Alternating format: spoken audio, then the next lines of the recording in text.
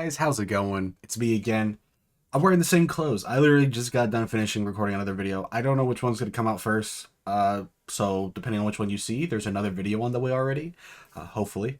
But today, we're doing something a little different. This is a first for the channel, and somewhat of a guilty pleasure of mine. Like I said, I wanted to experiment doing different kinds of videos, and well, like I said, I have a guilty pleasure of watching other people do reactions because I like to see how people react to things that either I know or I like. So I thought, since recently I've been doing the Minecraft series thing with the Boiled One, I've only like seen the image. I've only seen it and vaguely know it has like that weird saying with the trumpets in the sky or something. Other than that, I have no clue what this is. All I know is that it's basically I think it's an analog horror, correct? Technically, right? And that's it. And I kind of want to learn some more, so I figured, why not react to it? I don't really know if this is your cup of tea to the people who are watching me, but just trying some random things and we'll see what sticks, what doesn't. However, for whatever reason, if you want me to react to other things, I don't know, maybe like Urban, I know you like Backrooms and Godly, if there's, I don't know, something you're interested in, just let me know down in the comments, and kind of excited to see what this is, because I do like analog horrors, though I've only seen like one. But enough yapping. Let's get straight to the video. And I think this is the only one that actually has to do with the Boiled One, because there's other videos on his channel, or their channel, and I don't think they relate to Boiled One. However, if I am wrong, maybe I'll go back and watch those. Probably not for video, because they're not super long. But like I said, regardless, let's get into it, and let's see how good or scary this is. Oh. Here, let me read that, actually. Ooh. All following media has been curated with permission from personnel at Ephrata 228. Great care has been taken to keep the identities of the persons involved anonymous as they requested. Warning: the video contains elements which are known to cause mild to severe cognitohazard conditions, including properties that may mentally and physically affect the viewer. Please refrain from the following procedures in order to guarantee your safest possible viewing experience.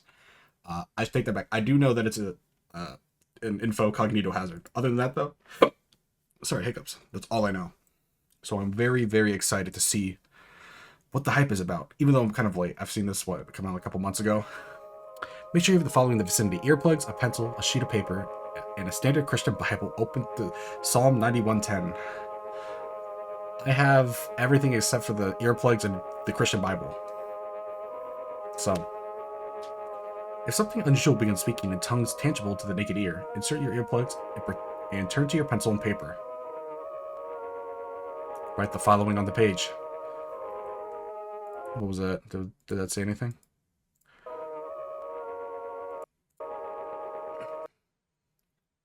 I can't see this paper. I have no hand. I can't hear. I can hear the laughter of thousands. I can hear the feast. I cannot move, nor do I want to. Don't write that, I'm guessing. I can see this paper. I can see my hand. I can't hear the screaming of thousands. I can't hear the feast. I am a moving, breathing human being on planet Earth. I'm not going to remember to write that. I'm going to keep it real with you, bro.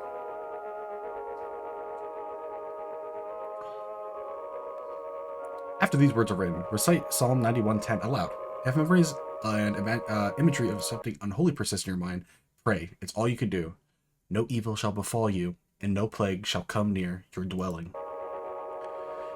In the event you are required to carry out these procedures, contact authorities immediately afterwards, who will be administered amnestics.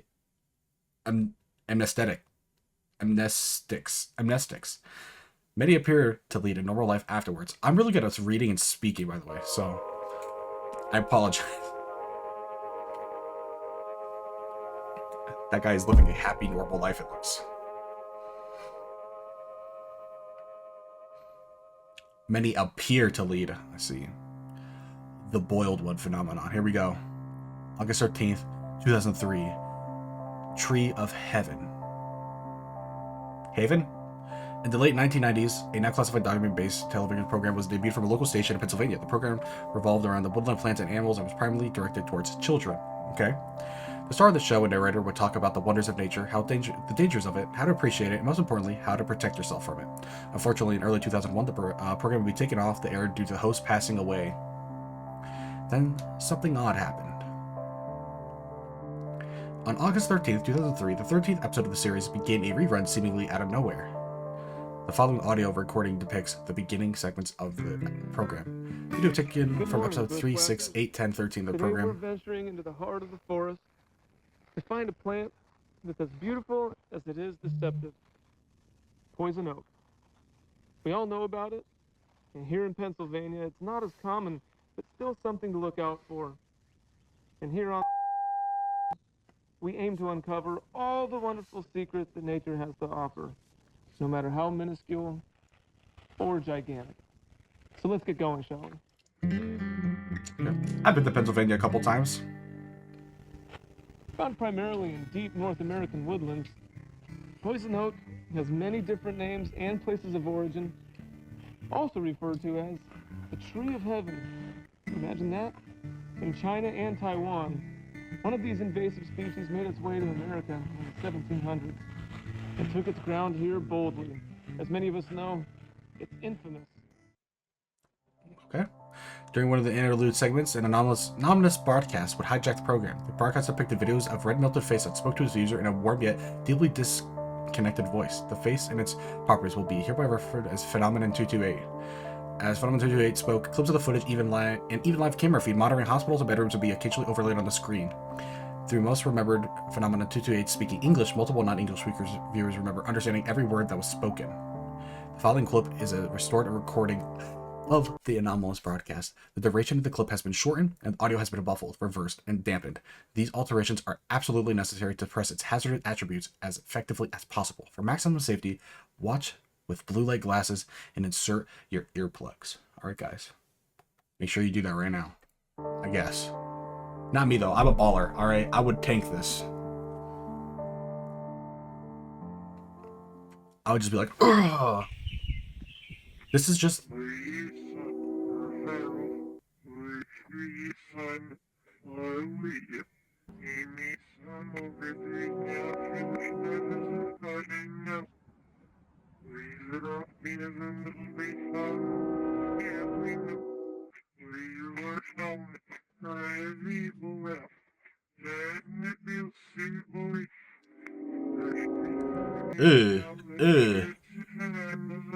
I don't like that one. This broadcast will be hereby referred to as broadcast 813. I did not like that one where he was like in the room. Was viewed by roughly 530 residents throughout the southern Pennsylvania area, and upon viewing left many severely distraught. Aside from the discomfort and paranoia, television presence had brought to the viewers, there were other side effects of viewers experienced that were highly unnatural. Mainly viewers reported not being able to keep the image of Phenomenon 228's face out of their minds. Some even continued to hear its voice days after viewing. The victim who requested to remain anonymous claimed that the face was living in his brain and feeding on his spine. Another described trumpets playing in their ears before they fell asleep. None of these people knew that this was only the beginning of a whole new species of suffering that would never be fully understood.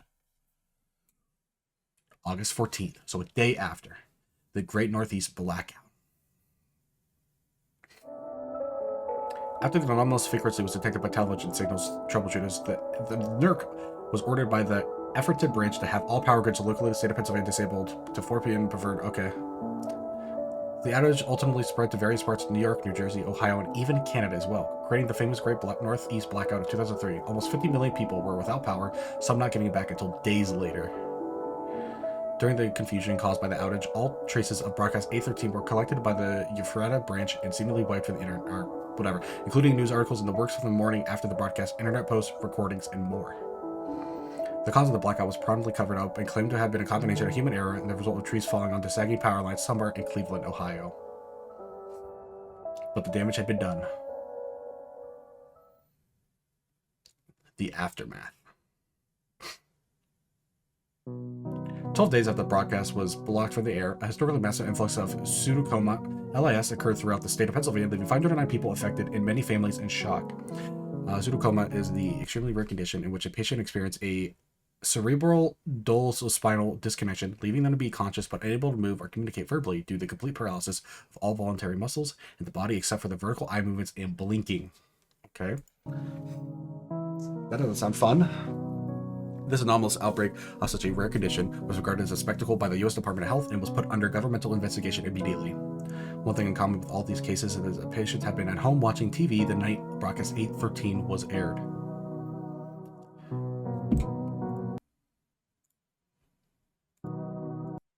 I didn't even see that. Okay, he's appearing right there. Okay. Though the victims of the outbreak were unable to speak, they were able to communicate through Morse code by blinking. More than 60 victims were interviewed. Many of these interviews held unveiling results that often lead to more questions, and many others held results that required archival or termination. However, fairly late into the investigation, the Freda branch was notified of a particularly odd case revolving around one Job Zampirini, an elderly victim of the anomalous pseudocoma outbreak. Job Zampirini specifically requested his alias to be... I'm sorry, that was really loud. Used in future records instead of his real name, which will remain classified. Zampirini was a war vet and fluent in Morse code, putting him on the mark as a potential interview as soon as the outbreak was put under investigation. After a very odd photo was taken in his backyard by his visiting grandson, his family became deeply troubled and convinced his house was haunted. This led to them contacting a local priest in hopes his house would be blessed. The following photo depicts 228 standing next to the small playhouse in Zamperini's backyard. The photos often been proven to be non-hazardous and safe to view, but still anomalous in nature. For the most comfortable viewing experience, wear blue light glasses or view from a distance of 3 feet or more. I got contacts. I don't really know if there's a blue light though.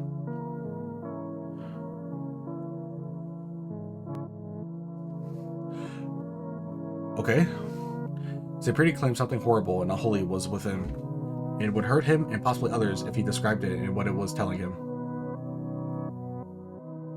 The following is a recovered, previously archived recording in which Officer T. Gomez of the Freddy's branch interviews Job Zamperini. Hello, Mr. I'm Officer Gomez. Hope you're doing well today. Do you mind if I ask you a few questions regarding your condition and possibly unholiness within your home that your family had mentioned? Okay, first and foremost, did you notice any onset symptoms before you lost complete mobility of your body?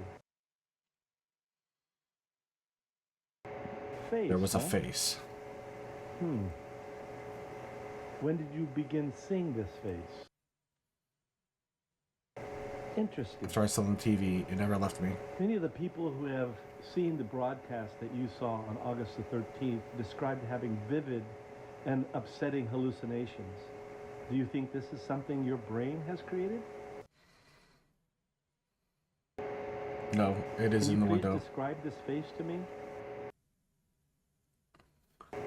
Horribly burnt, not of Lord Christ. I still don't see it. Have you been having any hallucination aside I can from the see face? you. That's what it says on the board. I'm sorry to hear that. I hear screaming of many voices. Are these screams constant? At night before sleep. Thank you. Wait, what did that say? Screams constant? At night before sleep, I hear trumpets too. Thank you. But Lord Christ is with me. Okay, so that was Morse code. I don't really know You what that was. shedding light on this is helping more than you know. Okay, we gotta slow that down, guys. All right, we gotta be nitty gritty with this. More than you. That was just an error.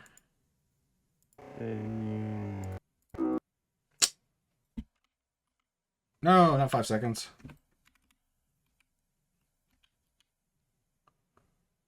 Interesting.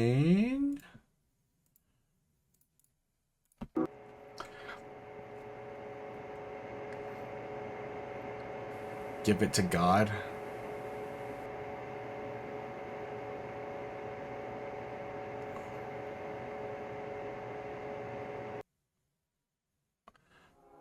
Wonderful day, the miracle of birth, a fetal fanfare.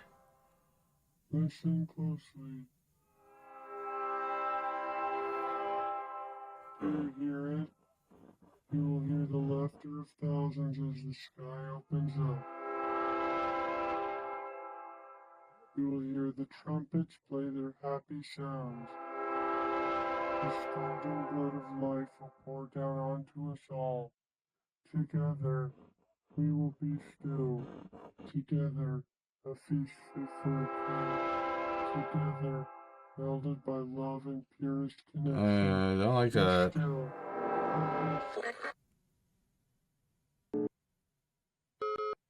If you see this screen, it means it is not safe to continue viewing. The program will end shortly.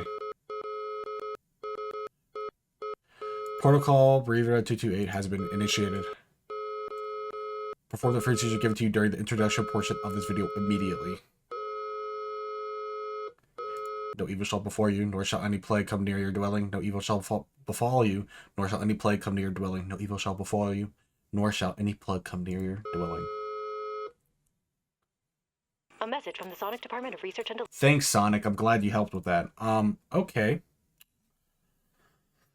You know, I've only seen a couple analog horrors, so I'm gonna give my quick thoughts on this.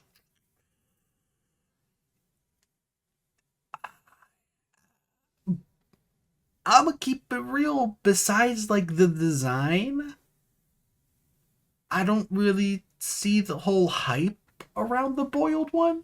Now, like I said, I only watched this video. I don't know if his other videos are also related to the boiled one, or if they're like separate kind of mini projects. However, I do like the design. It's one of those kind of standout silhouette entities for analog horror as it goes.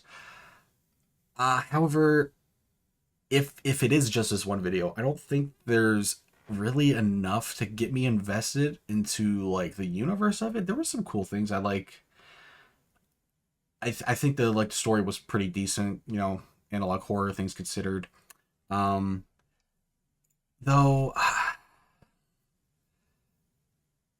I don't know, it's left really, really ambiguous, which I know that's kind of like the point of analog horrors to a certain extent, is you don't want to ruin the mystery and surprise. Though I don't know, I don't think this one really scratched it for me. However, I'm not dissonant. Like, if you like it, I'm glad you like it. Just for me, I don't know if I would say that's my taste of analog horror. I want to say the Vita Carnis was one I think I can remember, sorta. I remember liking that one. I don't remember watching all of it. Like I said, I haven't really watched a lot of analog horror, but I did like Vita Carnis. And I watched a little bit of the Walton Files, just because I was related to FNAF, and I was big into FNAF, and I thought that was pretty decent. That one kind of scared me, frightened me in certain things. Maybe I'll rewatch it. I don't know if these will continue yet, but I'm rambling at this point. That was the Boiled One phenomenon. And I was kind of hoping after watching it would make me a little bit more scared of it, but I feel kind of the same. I think just it being a creepy looking monster and having that weird saying with all the trumpets and all that, I think just that's a well enough good creepy creature. But yeah, I guess that'll be it for the video. Like I said, first kind of reaction video. I don't know, maybe I'll do more because I like seeing people's reactions, and that's just me though. However, leave any comments, your opinions. I don't know if you want to see this type of video more often, or maybe other things you want to see me react to, and I'll give my honest opinion about them. But regardless, guys, as always, I hope you take care, hope you do well, and I will see you in the next one. Bye-bye!